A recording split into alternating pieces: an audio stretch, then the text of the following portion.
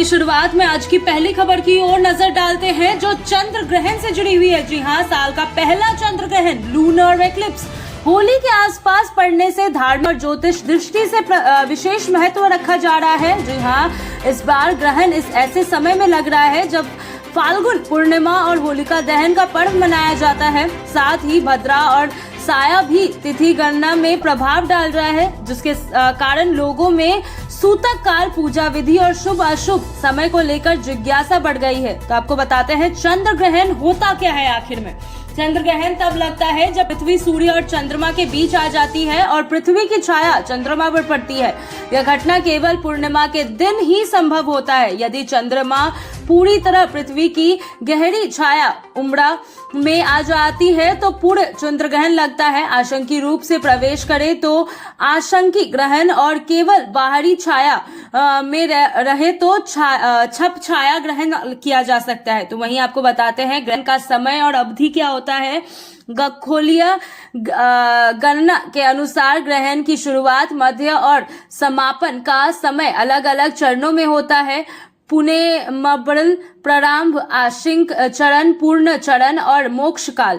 भारत में ग्रहण दिखे या न दिखे उसी आधार पर सूतक काल मनाया जाता है। यदि ग्रहण भारत में दृश्यमान है तो सूतक काल ग्रहण में लगभग 9 घंटे पहले शुरू हो जाता है। तो वहीं सूतक काल के नियमों के बारे में जानकारी दे आपको। सूतक काल को अशुभ समय माना जाता है। इस दौरान मंदिर के कपाट बंद रखे जाते हैं और पूजा पाठ, हवन, मांगलिक कार्य नहीं किया जाता। गर्भवती महिलाओं को विशेष सावधानी बरतने की सलाह दी जाती है। ग्रहण के दौरान भोजन न बनाने, न खाने की परंपरा भी प्रचलित है। हालांकि वैज्ञानिक दृष्टिकोण से इसे आस्था का विषय माना जाता है। तो वहीं अगर होली और भद्रा का प्रभाव के बारे में बात करें तो फाल्गुन पूर्णिमा पर होली दहन होते ही, लेकिन यदि भद्रा काल उसी समय पड़ जाता तो दहन को टालने की परंपरा है। भद्रा को शुभ कार्यों के लिए वर्जित माना जाता है। इस बार भद्रा और चंद्र ग्रहण का संयोग होने से शुभ मुहूर्त को लेकर विशेष